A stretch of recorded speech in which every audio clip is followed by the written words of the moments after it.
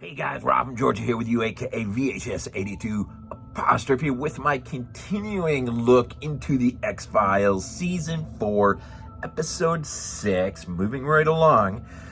Before we know it, this season will be passing and we'll be getting into that. And this is an interesting disc because this episode yielded some incredible surprises to me, and I hope they are to you as well, because I saw nothing in the trivia, nowhere I did a quick look around, and it'd be great if I was the first one to expound on this. We'll see. But what follows right after this one on this disc is Musings of a Cigarette Smoking Man and Tunguska. So while this is a Monster of the Week episode, stands alone. It's kind of too bad that this wasn't another one they followed up with later on, a couple seasons down the road, because they do leave the door wide open. And for whatever reason, I don't think they ever did. Not that I think I would have saw that in the trivia. But the Mythos arc is coming, a continuation of. And I am looking forward to taking another look, a much more closer look at Musings of a Cigarette Smoking Man. But Sanguinarium, episode 6 in season 4, drops November 10th. I think I see there, November 10th, 1996. I never mentioned this, but maybe I'll start just to see how much variation is there. 44 minutes it ran. Kim Manners is the director. This one is unique. It's got a pair of writer sisters, and they only did one episode. And maybe because of the heavy amount of criticism that came, because, well, inconsistencies in the story, too much gore, too disgusting, and I think I know where some of those influences may have come from. Valerie and Vivian Mayhew, they're sisters, known for a lot of TV, Charmed, The Fugitive, I think I wrote down there, but Sanguinarium, which means place of blood, which, yeah, blood is, we got a lot of that in this episode. Bloodthirsty, savage. I think our main antagonist, we could just call him as Savage, although I think he is modeled after someone. We'll get into that. Or of blood. I actually like that. Sanguinarium is a cool title. Especially when you get into the cast. Let's just get out some of the guests, at least the ones who stood out to me. Richard Beymer, Dr. Jack Franklin, which I think he is modeled after. We're after getting into some Italian cinema here soon. Who is our main antagonist? And as far as the door being left open in the end of the episode, that Dr. Hertman, as he will be so called. Perhaps just a younger version of Franklin, played by Martin Evans. O-Lan Jones is our nurse, Rebecca Waite. She is sort of the protagonist opposite of our antagonist. She is the one seemingly trying, from a supernatural point of view or perspective. A lot of this is steeped in witchcraft and some ritualistic, satanic ritualism, I think. Arlene, Mazerolle, Dr. Shannon, and so I mean, there's a few other characters in there. This is actually, you know, as far as contribution in terms of the narrative and lines. But these are, I think, your heavies. I guess is that what you would call them, right? Richard Beymer, who plays our antagonist, he it's funny, he was also a doctor in Silent Night, Deadly Night 3 as Dr. Newberry, if you're familiar with that. The other heavies, some of us call them that, known for a lot of TV. But the writers, interesting. I did a quick little look just because I wanted some substantiation to my instinct, what I'm about to lay out here soon, but I found nothing. Now, it may be there somewhere out there, but I mean, I ain't got time to, sit there and pull off a week or two of research to find. But I think it's pretty freaking obvious. And I really can't wait to get into this. Basically, let's see. Okay, so the basic synopsis, or, the story is, the episode basically is there is a aspect to this particular hospital's plastic surgery section, which we find really is keeps the hospital financially sound, because it is a fad for everyone who wants to look pretty, as is mentioned a few times. Everyone wants plastic surgery. Get the nose done, get the face done, liposuction, which, and so it is. It's like as Scully refers to it, as basically a factory of sorts. I mean, people just kind of, well, you can imagine the amount of money generated from such an operation. And if things seem to go wrong, it's easy for the hospital to try to sweep it under the rug, in terms of their own investigation, because it's too profitable. It makes way too much money. Well, the plastic surgery or surgical aspect of what this hospital is, which becomes home to this Dr. Jack Franklin. He apparently 10 years prior was involved. Well, he sort of comes out of the Franklin that we know, comes out of an earlier episode that involved 4 fatalities and a certain doctor who also died. We learn further on in the plot. And so what we have here is probably in our antagonist is someone who seemingly has found the fountain of youth through witchcraft or satanic ritualism. It's funny, the guy actually, I almost kind of wish, the guy was great, he was fine, but more I thought about this episode, the more I kind of wished Daniel Hurley, who was our infamous guy from Halloween 3 Season of the Witch, he was still alive in this episode, and it would have been cool. It'd be cool to know that, that he might have been on a short list of, actors they tried, but he was towards the end of his career, and perhaps, I don't know, but that would have been, because you could have really tied it in, subjectively, you could have tied it into his role in Halloween 3 Season of the Witch. But anyways, this guy was fine. I'll just throw it in there. This episode may run a little late, or a little long, as it's already 8 minutes in. Where does the time go? And you have Rebecca Waite, Nurse Rebecca Waite, who, as our protagonist, is also delves in witchcraft, but she is seemingly trying to put a stop to Dr. Franklin's diabolical work, and so you got two sort of opposing forces, but both sort of operating out of the same world of witchcraft. One, that is, taking the lives of other in order to rejuvenate. Yeah, you got what I'm saying. Himself, in terms of his eternal immortality, youth, and she who wants to protect the patients. And so you find pentagrams everywhere in this episode, some hidden, some not so hidden, as Mulder picks up on. And as always, Scully's just sort of the skeptical eye, like, witchcraft, really? Well, there's a lot more involved in there, but the much of what I want to get into is what really seemed to strike me as really odd in terms of influence, and or how these writers may have been influenced, even the director, the creators of this episode. I think they were influenced heavily by Lucio Fulci's Gates of Hell trilogy, and not just that, but Italian cinema in general. But more specifically, Dr. Franklin, you could almost make a really good argument, is sort of perhaps based on one Dr. Jacob Freudstein from The House by the Cemetery, who has also, or was determined to unlock the secret of immortality through research on degeneration, regeneration of human cells.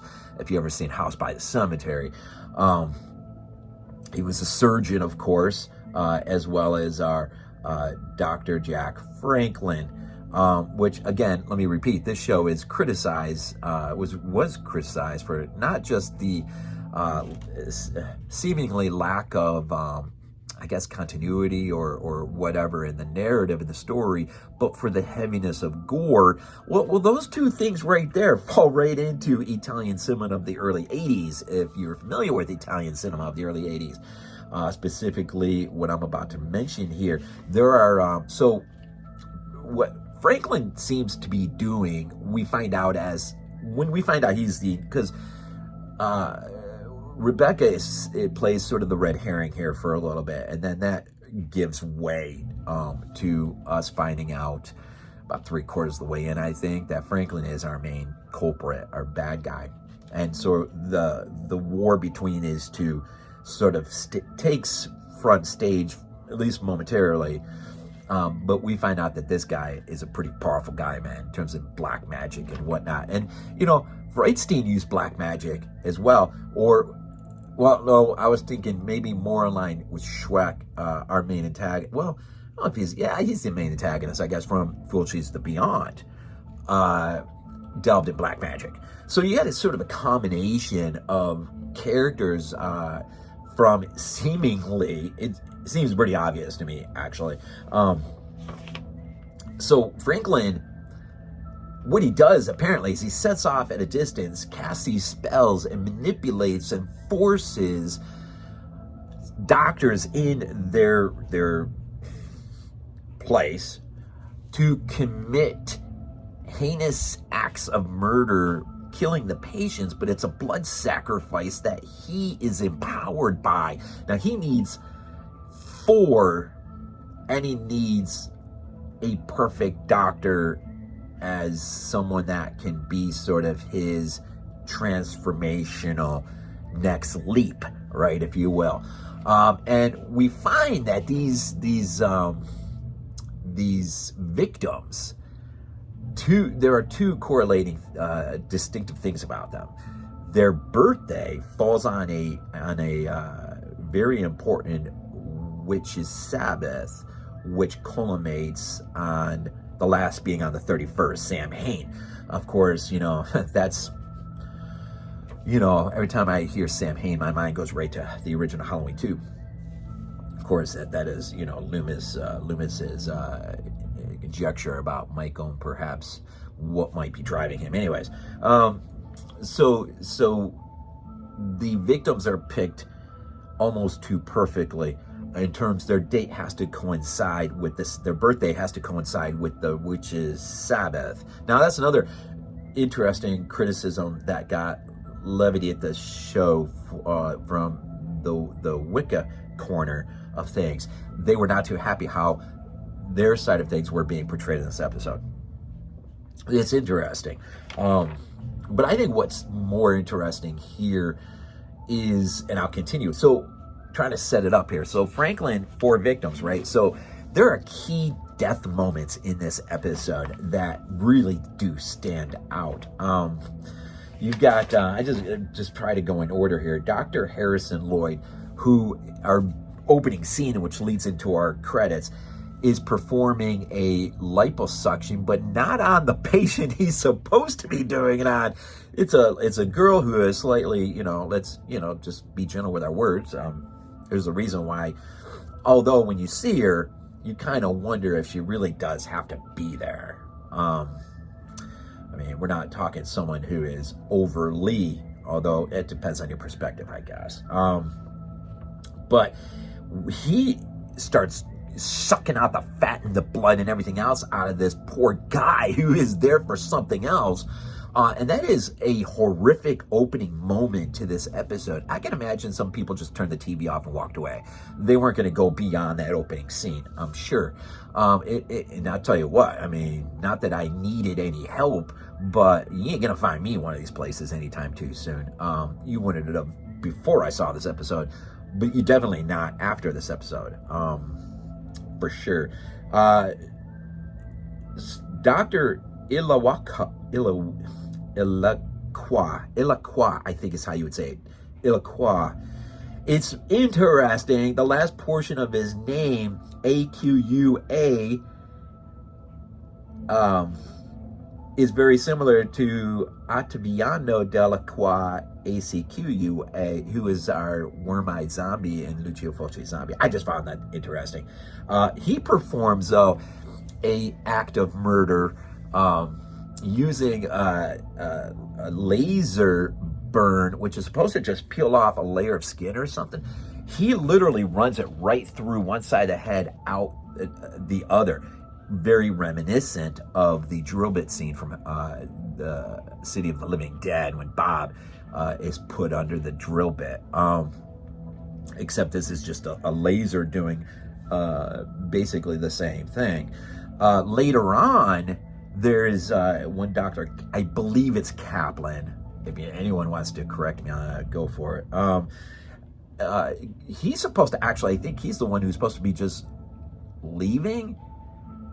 No, this may be towards the end. Anyways, he goes in, and I don't know what this girl's supposed to be in there for, but he ends up pouring acid all over her face, and that is very reminiscent of the acid bath scene from The Beyond. So you got Dr. Freudstein as our main antagonist, a la House by the Cemetery.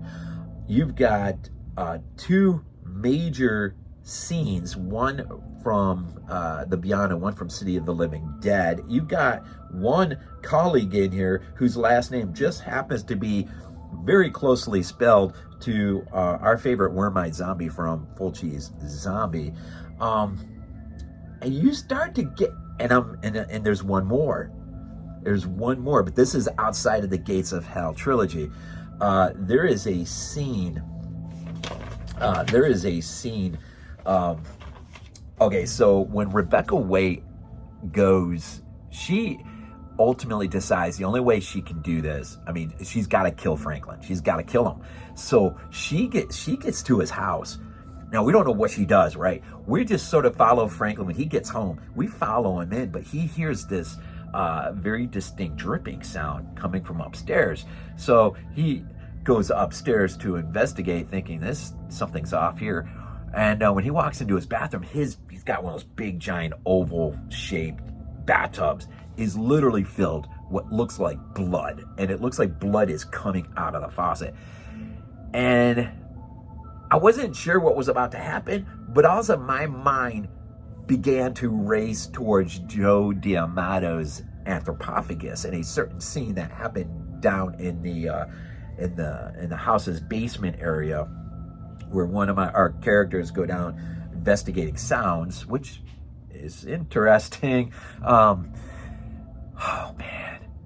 So he goes in there and he gets, you know how it goes, he gets really close to the pool of blood, the tub full of blood, and man, she just suddenly lunges up out of the blood, just covered in blood, man, with a knife up in hand, hoping, to take that. She ends up pushing him back, and he goes right back into this glass doors, or maybe it's a closet where the towels are and everything, right into this thing. Now, I don't know, it's hard when you watch this scene because, I don't know, it's almost kind of, you don't know, like, why doesn't she just pounce on him while he's stunned and just finish the job? She sort of is off camera now. He's able to get up, wander downstairs, and as he's trying to call 911, she appears out of nowhere again, attempts to stab him again, but this time he fights her off, and he performs a trick or of sort. And maybe he had sort of planned this before, but as she is, before Mulder and Scully can even say anything to her, she starts to regurgitate or throw up, which, Gates of Hell. You got the scene where the girl starts to vomit up her insides, right? So I didn't even think about that till right now. But she, and I don't think we see that, anything's off screen, but she begins to vomit up. We may see the beginnings of it. The pins. She's got a load of pins in her stomach, apparently, that she begins to regurgitate up. And so this guy, man, this guy is a powerful witch. Call him a witch, I guess. is powerful. But the scene reminded me when they're down in there in the basement in Anthropophagus, there's a huge, like, these vats of wine, red wine. And this blind girl who has been hiding in this vat of wine, who, because of her extra sense of smell, she knows when the Grim Reaper is anywhere around. So she's able, like the little girl from Alien, she's able to survive by hiding down here. And because she can smell him whenever he comes, she's able to get out of Dodge. Unlike most people, right? Where, I mean, he basically, like a plague, devastates this small little Greek island, if you've never seen it, Anthropophagus. But she comes up out of the vat with a knife, just like this, man, and catches the backside of one of our characters, who, quite frankly, the jerk he is, deserved more than that. But you'd have to see the movie to understand, unless you've already seen it. So she comes up out of that vat, just like that. Just like Rebecca comes up out of the pool of blood, man, with the knife out. And I'm just thinking, my God, this whole episode is like a huge, unmistakable nod to the heyday of Italian gore cinema. Compliments of directors like Lucio Fulci or, in this case, Joe D'Amato. You could even throw in all the other names, Dario Argento and Bruno Mattei, all of them, right? All of them. And nowhere in the credit or nowhere in the trivia section on IMDb or anywhere else, I didn't find anything, which was astounding that there could be this much, and yet no talk. So it's interesting. So if I'm the first one who is making a big deal about this, God bless my own soul. This is awesome, man. This is awesome. So if anyone who watches this can relate what I'm saying, comment down and tell me I'm not losing my mind, right? I don't know if there's really a whole lot more to talk about this. Those are some of the cool scenes. Ultimately, in the end,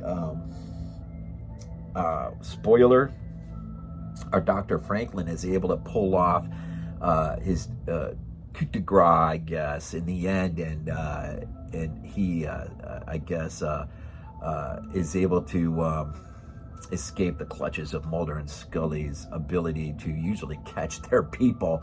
And we see him in the closing moments in a much younger self interviewing for a similar position in Los Angeles. So we just get, the distinct idea that things are moving forward for this character, and poor Mulder and Scully lost this one. But very interesting.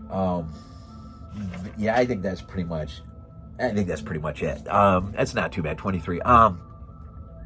Dang, I just can't get over how obvious it is, and why I've never heard anyone ever talk about this episode before, especially in the little community of that I hang out with, because Italian cinema is just one of my hobbies. I love Italian cinema. In fact, if you dive into a playlist that is called Italy's Holocaust, I think I got 40 reviews in there. So if that's something that interests you, I'm pretty sure I get Anthropophagus and at least a couple of the Gates of Hell movies. But anyways, I found this particular episode astounding just for that and that alone. So I don't know. It's too bad these two sisters didn't get the credit they deserve for the writing on this one. And I really would love to know if they were just like young kids feasting on Italian cinema, and these were just deep-seated influences that were just waiting to get out, and this was the perfect episode. How has no one picked up on this? I mean, at least these things they're usually in the trivia section. Right, on IMDb. Nothing, unless I missed it, unless I'm blind. Could be. But anyways, great episode. Very disturbing imagery. The satanic witchcraft ritualism may disturb some viewers. This was a pretty disturbing episode. But if you're coming at it from my perspective, you start thinking about all these influences, and you're just like, dang. They could have really pushed the envelope even further, but I doubt this would have been like Home. It would have never aired. I'm actually surprised this one aired. I'm glad it did. It's definitely up on the high list with Home and I'm sure a handful of other episodes, just for the reasons that I've already stated out there. All right, so we're just gonna leave this one here. 2 great episodes coming. Musings of the Cigarette Smoking Man leads into Tunguska. And then we're off, continuing on season 4, and for as long as it lasts, and then make way for season 5. So hope you enjoyed this one. Hope you catch some of my enthusiasm for this one. This one just blew my mind. I don't know if I've ever seen anything so blatant, but it put a smile on my face. So as always, we end these things off with "Go Bills, go Dogs." This is not a dream. Not a dream. We might be useful to you.